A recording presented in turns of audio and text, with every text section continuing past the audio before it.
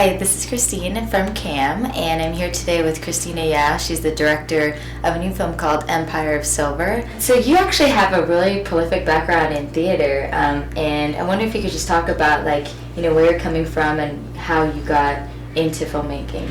I had been working in theater for about 20 years, I think. By the time that I decided to go into film, I felt that I pretty much got to where I felt I could get in terms of the level of production ideas that I could get to. So I thought it was time for me to change because I was repeating myself already. It's sort of an interesting period piece and has to do with this idea of noble merchants, noble bankers.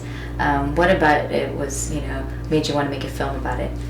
Well, I thought it was interesting because it's a good gold mine to discuss the relationships between man and money, and the man with himself. That was pretty much the focus I aimed at, to make it a discussion of it, exactly how a man should situate himself in the environment. Yeah.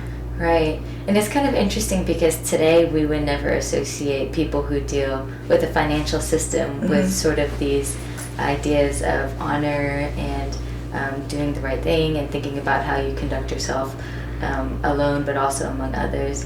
Can you tell us sort of the philosophy behind that and what you were trying to portray? It's the Confucianism that we're talking about, because it was really the mainstay of Chinese. It's Orthodox. It was Chinese Orthodox.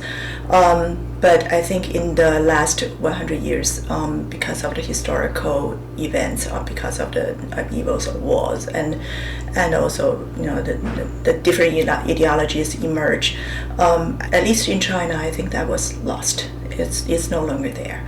It's slowly going back, though.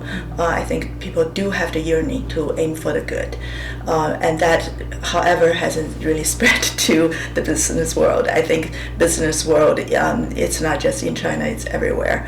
I think it has lost the central backbone of all the businesses. I think in this country it used to be Christianity, and if you look at the ideals of Christianity and the Confucianism, they're pretty similar. It's charity, it's mercy, it's justice.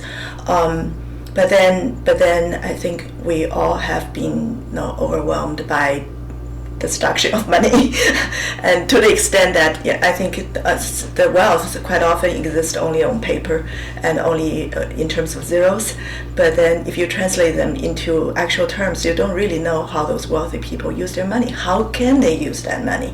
But then somehow greed becomes so central to our lives, or to the important people in our lives who control our destinies. So I thought it's a good time to discuss people in important positions, how they use their power, how they use their decision making to deal with not just others, to deal with themselves, in terms of how they can live with themselves. I think that will be a good thing to talk about right now. How did you incorporate that into the development of your characters? You have a really interesting relationship going on between father and son. Also sort of a romantic relationship, and then relationship between all of the men who are the bankers with each other. Right. We have basically a lot of triangles in the movie, many triangles. Even the bankers, the managers, they are in triangle with both the father and the son, so like entangled triangles in this movie. No, there's triangle between father, son, and the woman. I think there's a love story in it. My own vision, or my own idea about what love is.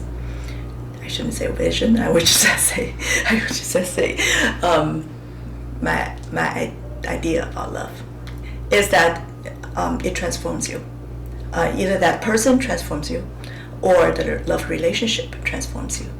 So in terms of in this movie, I think the man gets transformed by an important love affair in his life, probably the most important love affair that he has in his life. And then his decision making in his empire got influenced by it. So that is how I tied the personal with the public. his public decision was decided by his personal affair.